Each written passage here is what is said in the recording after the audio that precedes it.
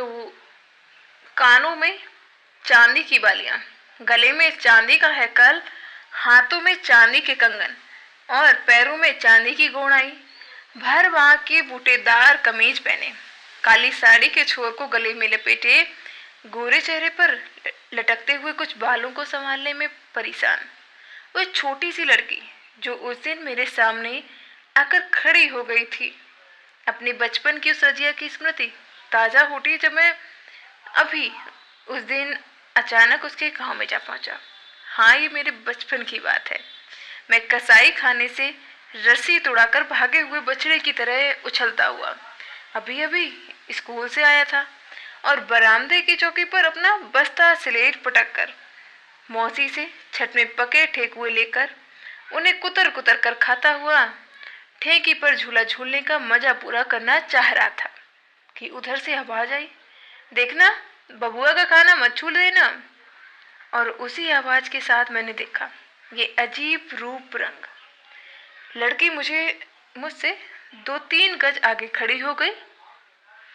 मेरे लिए ये रूप रंग सचमुच अजीब था। ठेठ हिंदुओं की बस्ती है मेरी, और मुझे मेले पेठिए से भी अधिक नहीं जाने दिया जाता, क्योंकि सुना है बचपन में मैं एक मेले में खो गया था। मुझे कोई औघड़ ले जा रहा था कि गांव की एक लड़की की नज़र पड़ी और मेरा उद्धार हुआ। मैं बाप माँ का इकलौता। माँ चल बसी थी, इसलिए उनकी इस एकमात्र धरोहर को मौसी आंखों में जुगो कर रखती। मेरे गांव में भी लड़कियों की कमी नहीं, किंतु न उनकी ये वेशभूषा, न ये रंग रूप। मेरे गांव की लड़कियां कानों में बालियां कहाँ डालती हैं, और भरबाह की कमीज भी उन्हें कभी नहीं पहने देखा। और गोरे चेहरे तो मिले हैं, किंतु इसकी आंखों में जो एक अजीब किस्म का नीलापन दिखता है वह कहाँ।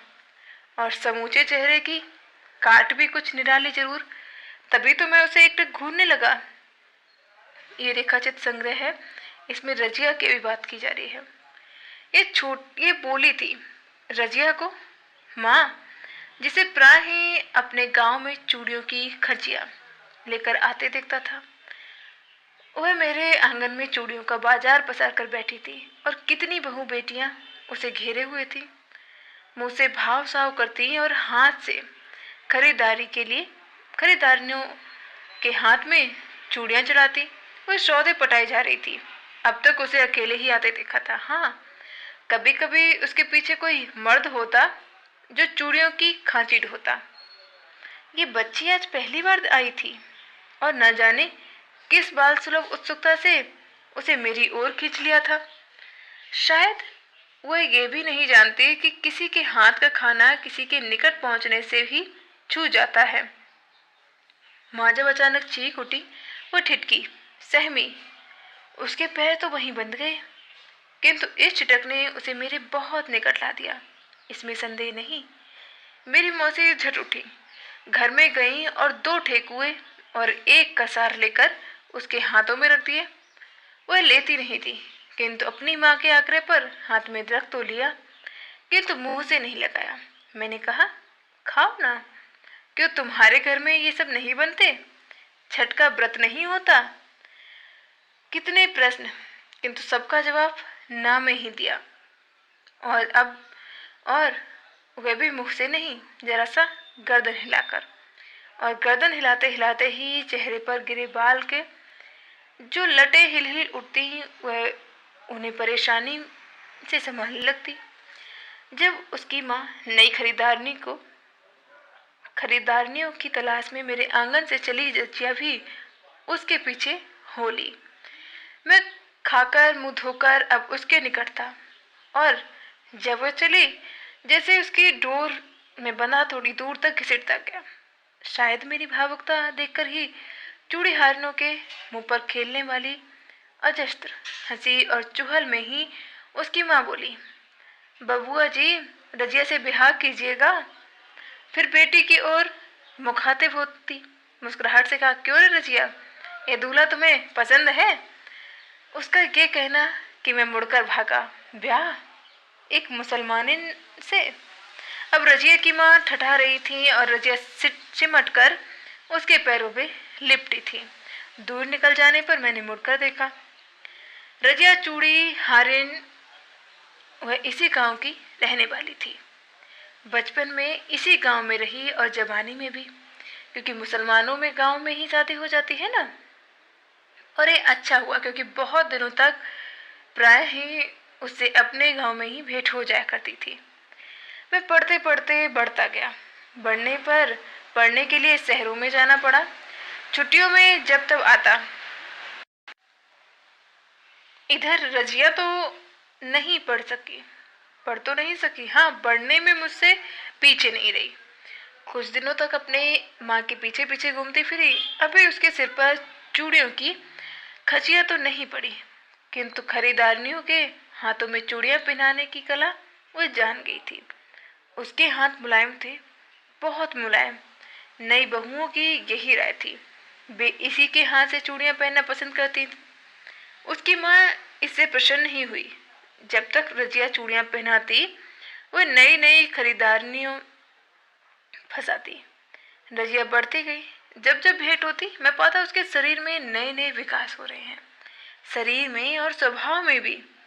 पहली भेंट के बाद पाया था वह कुछ प्रगल्भ हो गई है। मुझे देखते ही दौड़कर निकट आ जाती, प्रश्न पर प्रश्न पूछती, अजीब अटपटे प्रश्न। देखिए तो ये नई बालियां आपको पसंद है? क्या शहरों में ऐसी बालियां पहने जाती हैं? मेरी माँ शहर से चूड़ियां लाती हैं। मैंने कहा है वो इस बार मुझे भी ले चले। आप किस तरफ रहते हैं? वहाँ क्या भेंट हो सकेगी? वह बके जाती, मैं सुनता जाता। शायद जवाब की जरूरत वह भी नहीं महसूस करती। फिर कुछ दिनों के बाद पाया वह अब कुछ सकुचा रही है। मेरे निकट आने के पहले वह इधर उधर देखती और जब कुछ बातें करती तो ऐसी चौकन्नी सी कि कोई देख ना ले, सुन ना ले।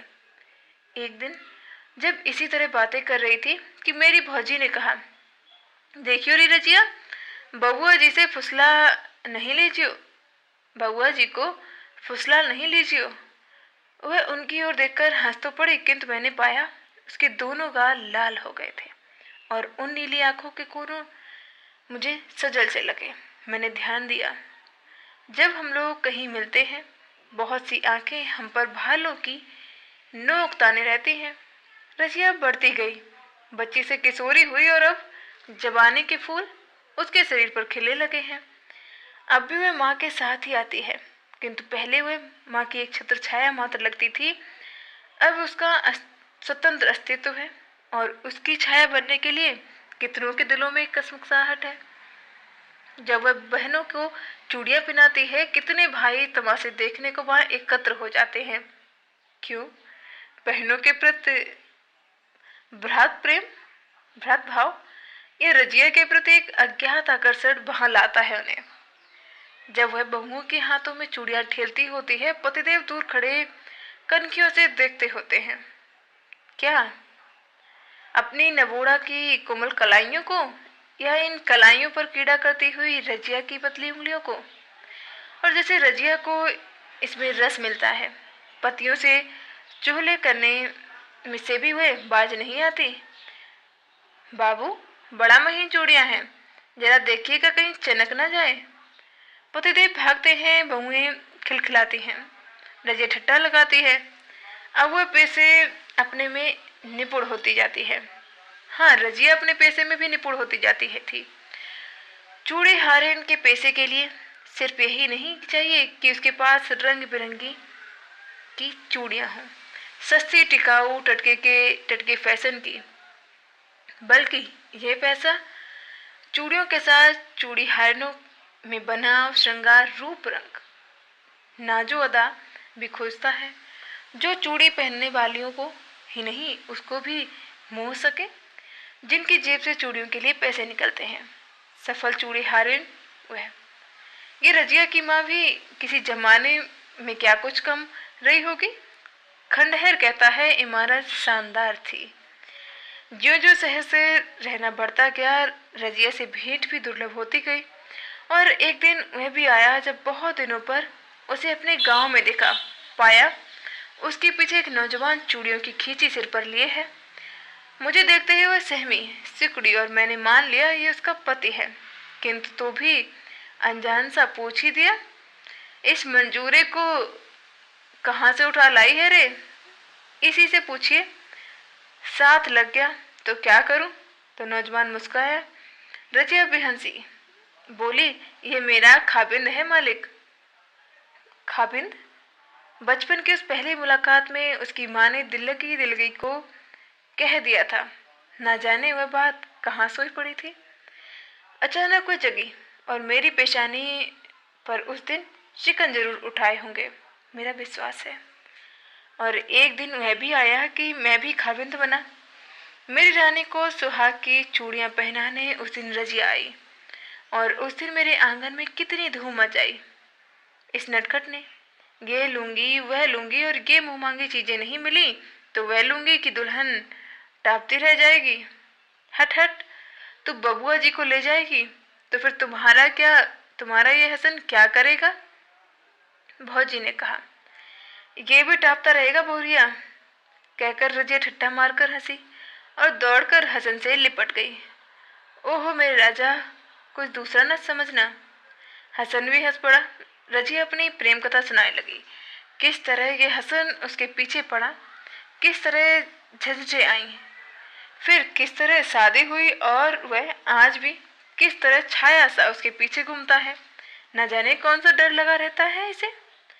और फिर मेरी रानी की कलाई पकड़कर बोली, मालिक, मालिक भी तुम्हारे पीछे इसी तरह छाया की तरह डोलते रहेंगे दुल्हन। सारा आंगन हंसी से भर गया था और उसी हंसी में रजिया के कानों की बालियों ने अजीब चमक भर दी थी। मुझे ऐसा ही लगा था। जीवन का रथ खुदरे पथ पर बढ़ता गया, मेरा भी रजिया का भी। इसका पता उस दिन चला जब बहुत दिनों पर उससे अचानक पटना में भेंट हो गई। ये अचानक बात तो थी, किंतु क्या इसे भेंट कहा जाए?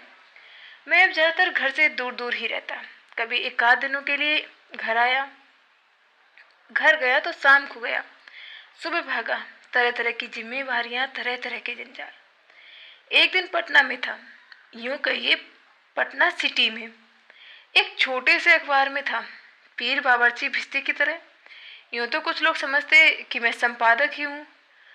उन दिनों न इतने अखबार थे न इतने संपादक, इसलिए मेरी बड़ी कदर है, ये मैं जानता। जब कभी दफ्तर से निकलता देखता लोग मेरी ओर उंगली उठा के फुसफुसा रहे हैं। लोगों का मुझ पर यह ध्यान, मुझे हमेशा अपनी पद प्रतिष्ठा का ख्याल रखना पड़ता। एक दिन मैं चौक के एक प्रसिद्ध पान वाले की दुकान पर पान खा रहा था। मेरे साथ मेरे कुछ प्रशंसक नवयुवक थे। एक दो बुजुर्ग भी आकर खड़े हो गए। हम पान खा रहे थे और कुछ चूल्हे चल रही थी कि एक बच्चा आया और बोला, बाबू, वह औरत आपको बुला रही है। औरत बुला रही है? चौक पर? मैं चौंक पड़ा। युवकों में थोड़ी हलचल, बुजुर्गों के चेहरे पर भी रेशमी मुस्कान भी मुझसे छिपी नहीं रही। औरत कौन? मेरे चेहरे पर गुस्सा था। वह लड़का सिट पिटाकर भाग गया। पान खाकर जब लोग इधर उधर चले, अचानक पाता हूँ मेरे पैर उसी ओर उठ रहे हैं जिस ओर उस बच्चे ने उंगली से इशारा किया था। थोड़ी दूर आगे बढ़ने पर पीछे देखा।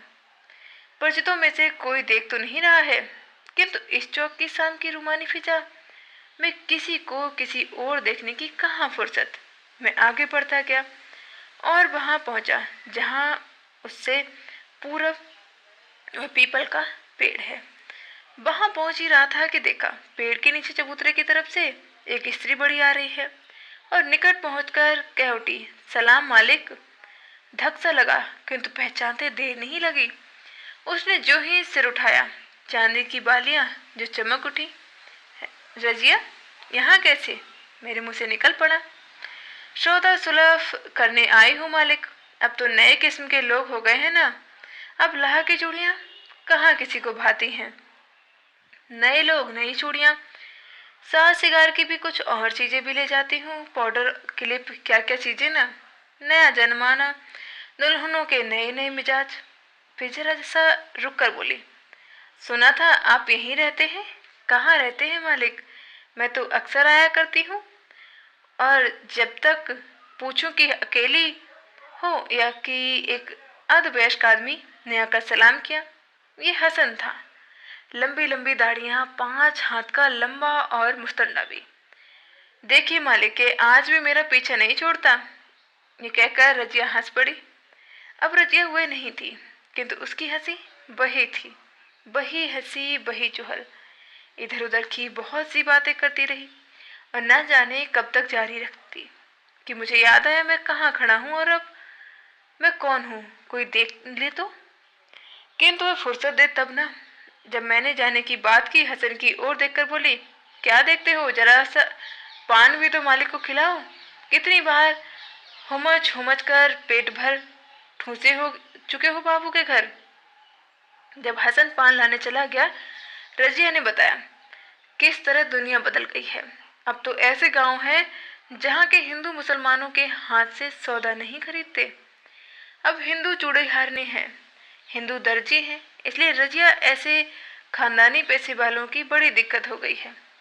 किंतु रजिया ने एक खुशखबरी सुनाई, मेरे गांव में ये पागलपन नहीं और मेरी रानी तो सिवा रजिया के किसी दूसरे के हाथ से चूड़ियां लेती ही नहीं। हसन का लाया पान खाकर जब मैं चलने को तैयार हुआ, वह पूछने लगी, मेरा डेरा कहाँ है। मैं बड़े पेशोपेश में पड़ा। डरिए मत मालिक, अकेले नहीं आऊंगी, यह भी रहेगा। क्यों मेरे राजा, ये कहकर वह हसन से वह लिपट पड़ी। पगले पगले, ये शहर है, शहर। यूं हसन ने हंसते हुए उससे बाहें छुड़ाई और बोला, बाबू बाल बच्चों वाली हो गई, किंतु इसका बचपना नहीं गया। और दूसरे दिन पाता हूँ रजिया मेरे डेरे पर हाजिर है। मालिक ये चूड़ियाँ रानी के लिए, कहकर मेरे हाथ पे में चूड़ियाँ रख दी। मैंने कहा, तुम तो घर जाती ही हो, लेती जाओ, बहा दे देना। बोली, नहीं मालिक, एक बार अपने हाथ से भी पहना देखिए। वह खिलखिला पड़ी। और जब मैंने कहा, अब इस उम्र में, तो वह हसन की ओर देखकर बोली, पूछिए इनसे, आज तक मुझे यही चूड़ी पहनाता है या नहीं। और जब हसन को शर्माया, वह बोली, घाघ है मालिक, घाघ। कैसा मुंह बना रहा है इस समय, लेकिन जब हाथ में हाथ लेता है ठठाकर हंस पड़ी, इतने जोर से कि मैं चौंक कर चारों तरफ देखने लगा। हाँ, तो अचानक उस दिन उसके गांव में पहुंच गया। चुनाव का चक्कर जहां न ले जाए, जिस औघड़ घाट पर न खड़ा कर दे।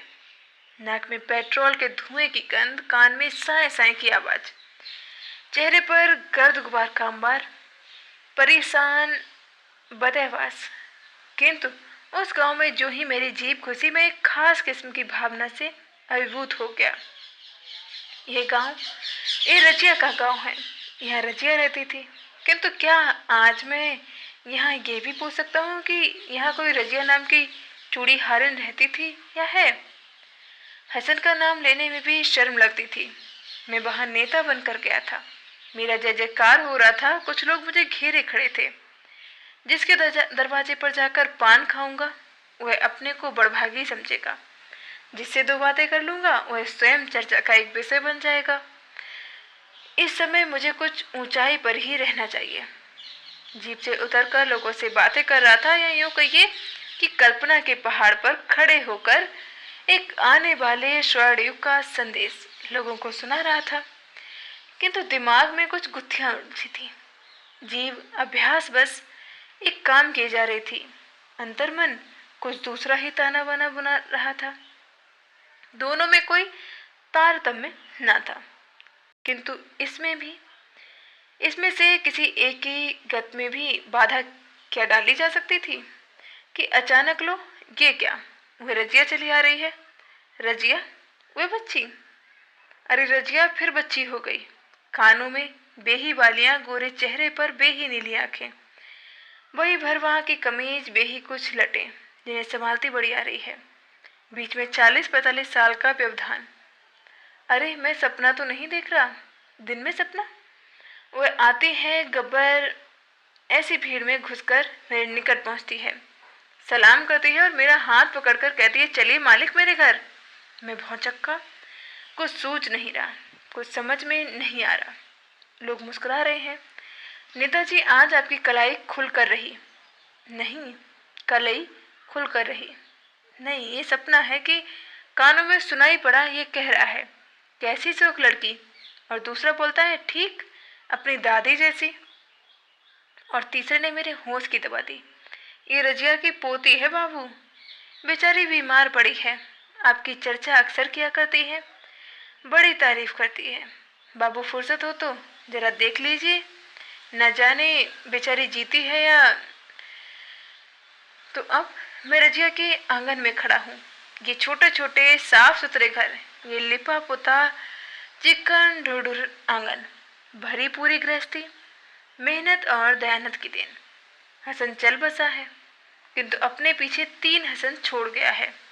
बड़ा बेटा कलकत्ता कमाता है, मंझला पुश्तैनी पेशे में लगा है, छोटा शहर में पढ़ रहा है।